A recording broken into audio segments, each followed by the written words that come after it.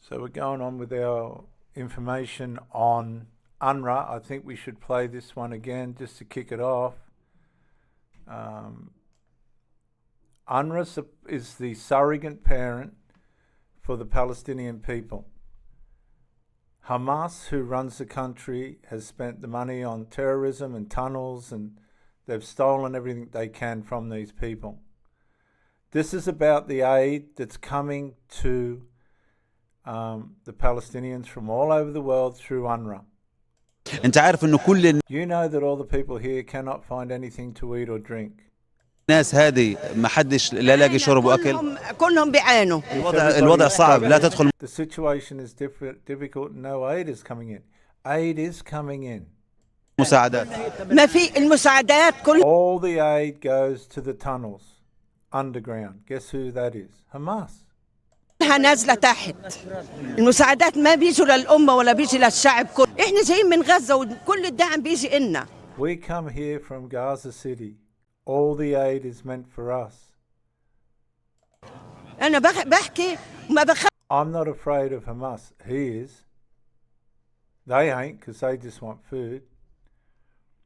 And I'm talking to them as well.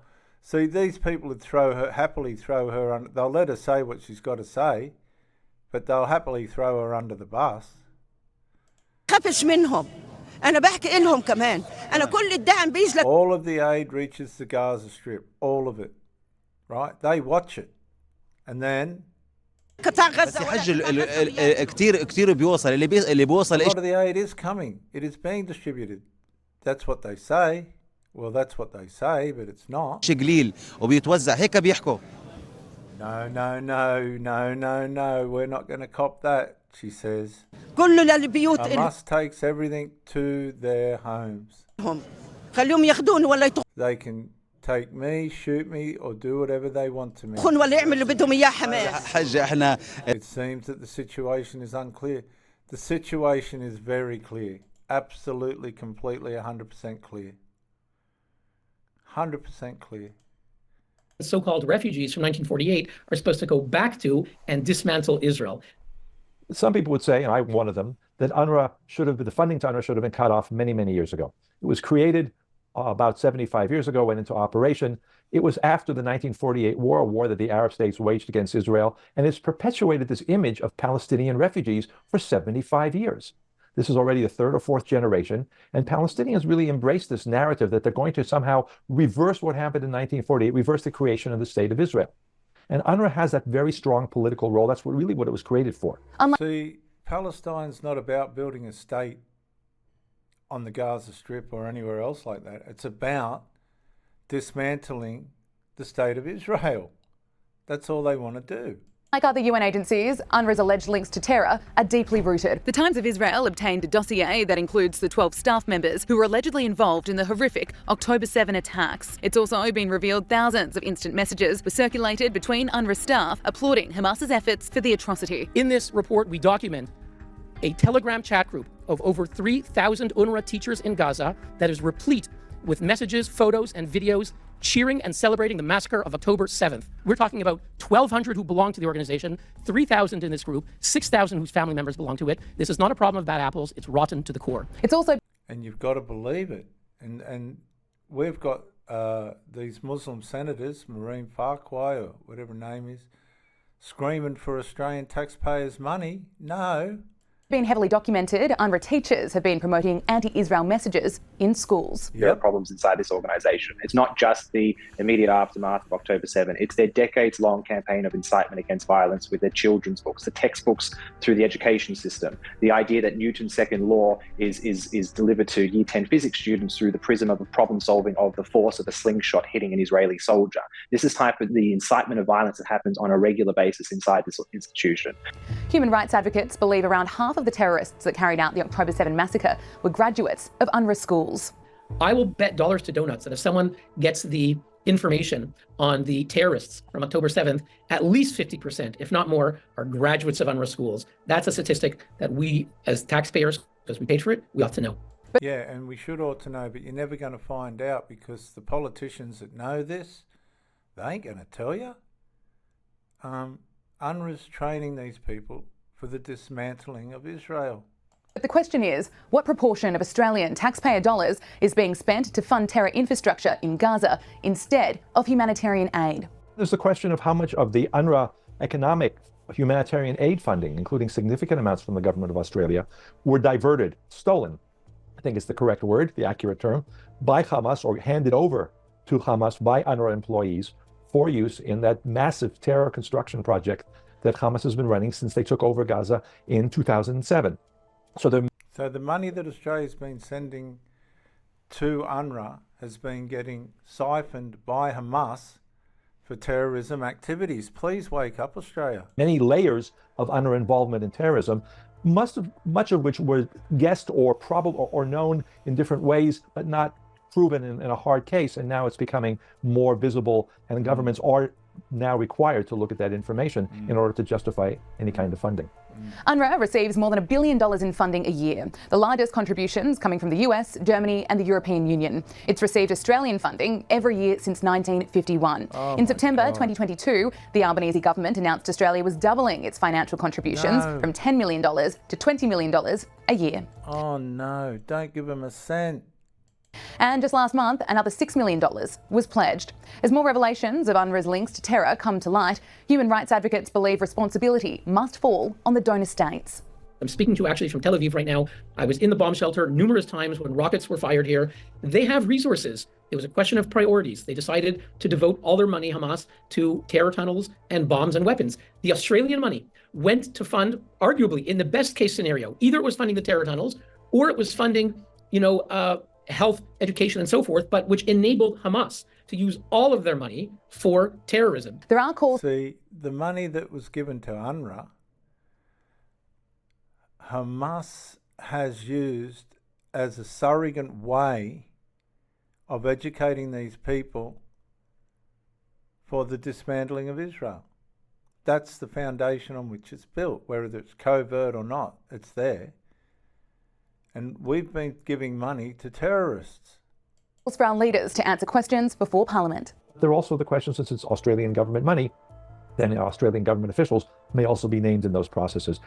If there is a serious analysis of what went wrong, that goes... Okay, so it's like you've given money for someone to buy a machine gun to rob a bank. You're an accomplice. See, indirectly, we're accomplices to this terrorism because we're giving money to it. Across the board, that in a way is accepting responsibility. If the government does a serious investigation or adopts the investigations of other countries and says this also applies to our money, whether it's an American or Canadian or European investigation, then that would also be a form of accepting responsibility. Accepting responsibility also means changing policies. And that's really the most important aspect of this. So I think our foreign ministries, they were the ones who were authorizing the money. They're the ones who were parroting the talking points. UNRWA does life-saving work. How many were participated in the October 7th massacre, mutilation, mass rape, torture? We know 1,200 were card-carrying members of Hamas and Islamic Jihad. Our foreign ministries should be made to answer before Parliament and before the people of Australia and the other Western democracies. Sky News has been reporting on UNRWA well before the October 7 attacks. Joint report this week released shows that Unrwa, this is the United Nations Relief and Works Agency.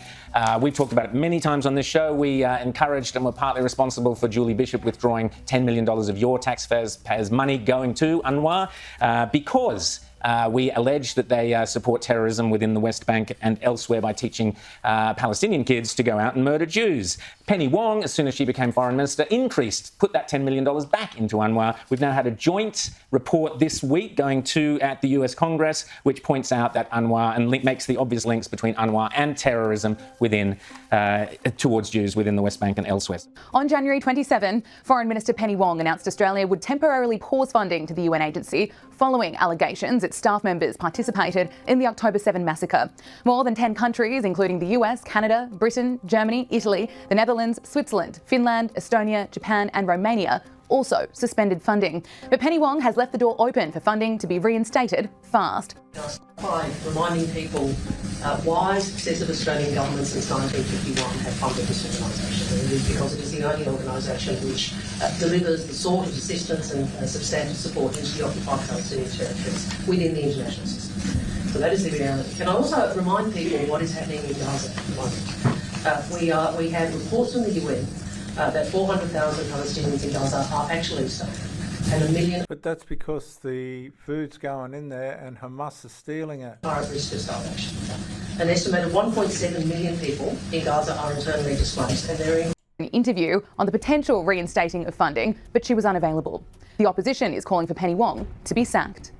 And again, if the Prime Minister had the strength of leadership, he would stand up and say that Australian taxpayer money is not going to a terrorist organisation. If Penny Wong is now advocating, knowing that this money is going to an organisation not fit for purpose, if that is her argument, then the Prime Minister should sack her. I tell you what, Peter Dutton's right, but Penny Wong has fought against the Palestinian Muslims in our Senate, or the Pakistani ones, whatever their countries from, wherever they're from, demanding this money go to Unrwa.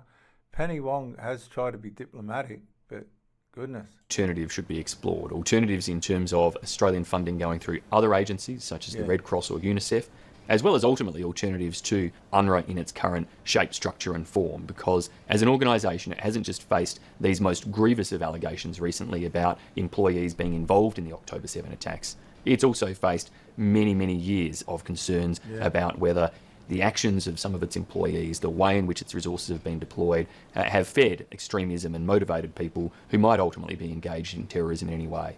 But of course, Australia's actions in this regard should also work well and truly in lockstep with international partners. It would be of deep concern if Australia were to act in reinstating funding in any way ahead of the United States or other key partners, and that there must be, if it is to be reinstated, rock-solid guarantees and processes in place to ensure that not a single dollar of Australian taxpayer money goes anywhere other than to humanitarian support for those who genuinely need it.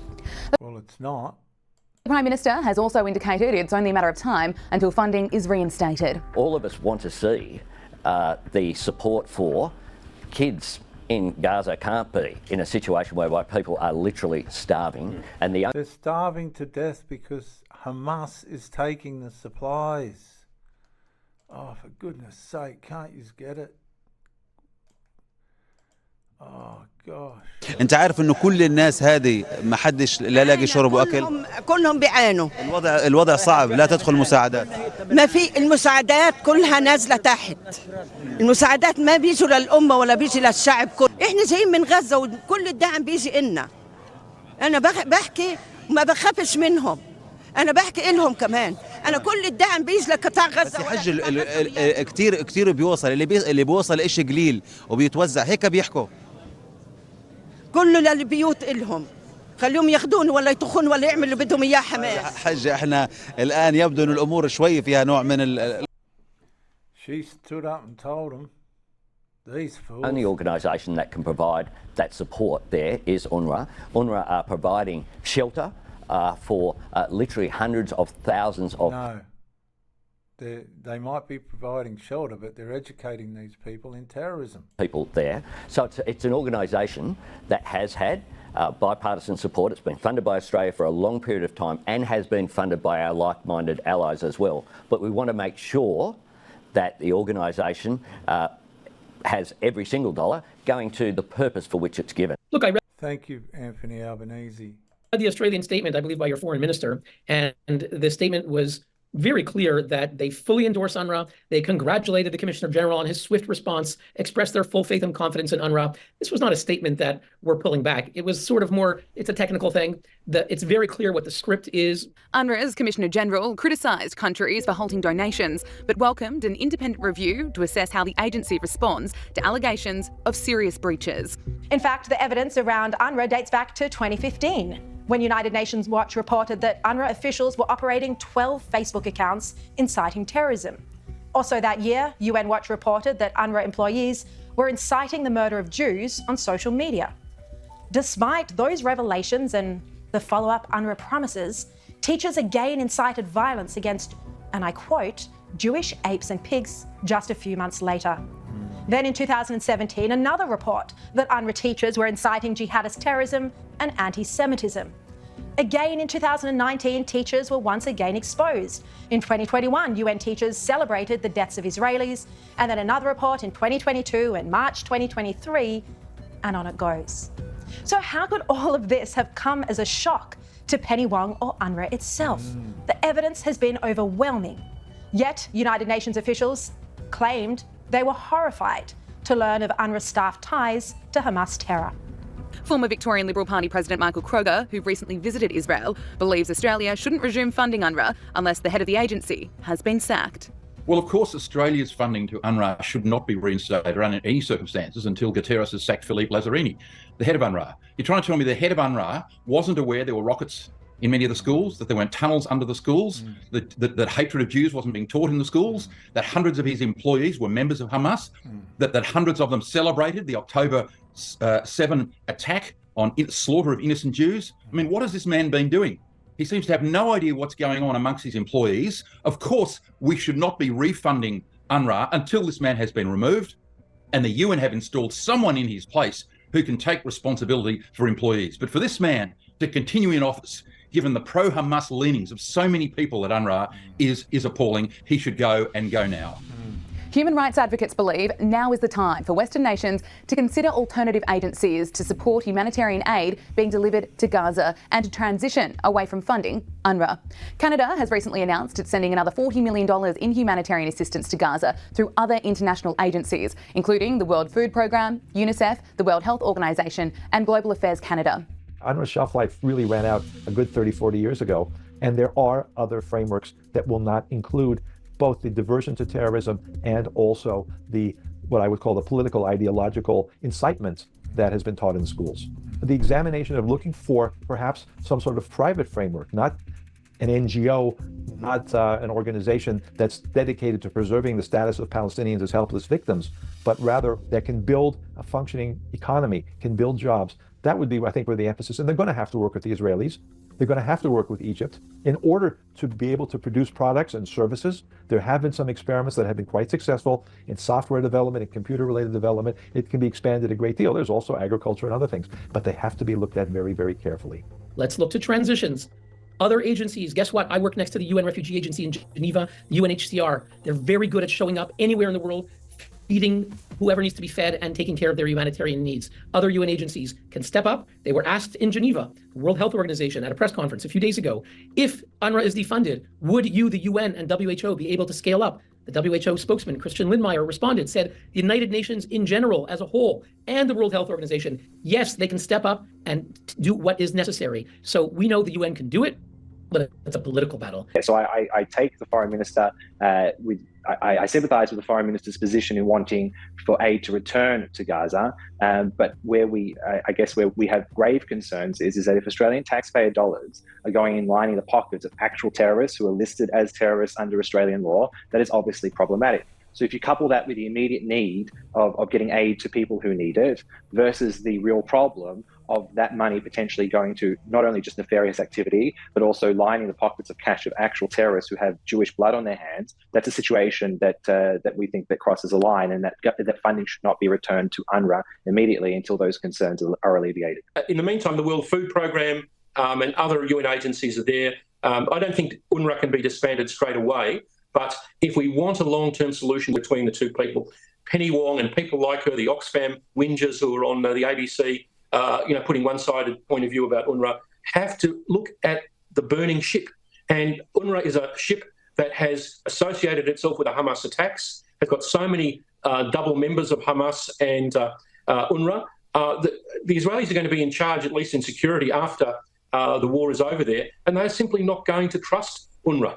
Why did young men come and rape women and disfigure their genitals and all of the horrible things we know about, Andrew? Because they had 75 years of fanaticisation by an organisation which taught them that they're not going to be like normal refugees and adjust to life in the country that they live in, i.e. Gaza or the West Bank. They're going to return. So it's an organisation, temporary organisation, created 75 years ago that has enhance this process of the conflict. And if people are sincere about ending the conflict, they have to have another look at UNRWA. I'm telling you, if Sweden has pulled the pin on them financially, then UNRWA's in a lot of trouble.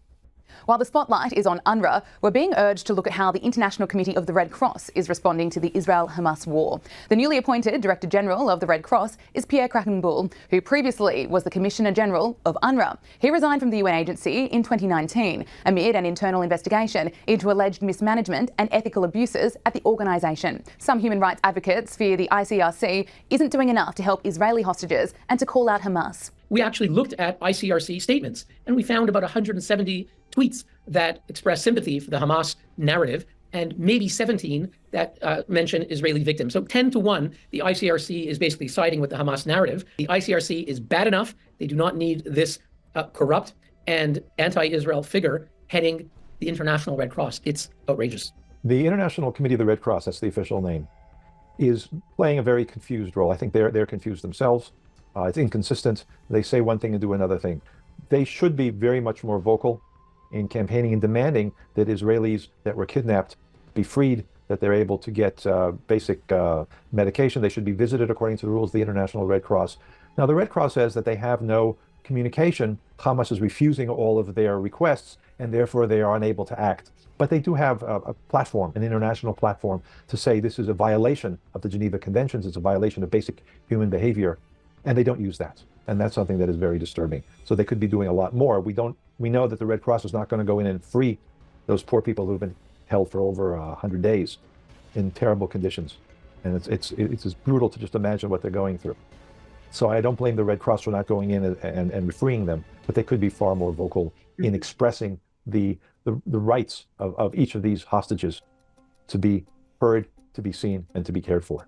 While the war between Israel and Hamas rages on and an investigation into UNRWA's latest terror allegations continue, Australians are being warned to expect to see funding reinstated for the UN agency in a matter of months. Restored, the money's coming back. I've seen it in 2019. My prediction, within a month, maybe two at most, that's what we're going to see. And we're here to say, if you want to perpetuate Palestinian grievances and refugees for all eternity, that's how you ensure it. If we want to put a stop to it, let's look to transitions.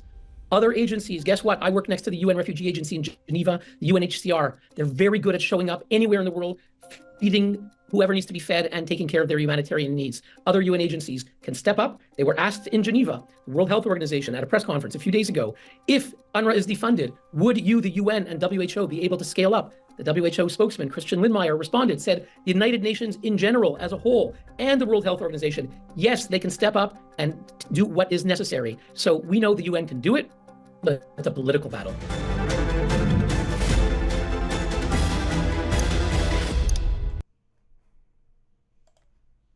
Which is 11 days after you announced the suspension of the agency's funding based on allegations made by Israel. Minister, did you speak to Mr. Lazzarini before you announced the suspension of funding to UNRWA? Well, first, I'm going to take issue with the very inflammatory language you've just used. And I want to place on record my deep concern at the way in which some in this debate, I include some members of the Coalition and some members of the Greens, are seeking to engage in what is a very difficult discussion in ways which are inflammatory, relying on often untruths. Is it untrue that almost 30,000 Palestinians have been killed? Excuse me, I listen to you politely. We know the rules. I listen to you with courtesy. Please let the Minister finish. I listen to you with courtesy. I'd ask you that you extend the same to me. The fact is that there is a humanitarian catastrophe in Gaza.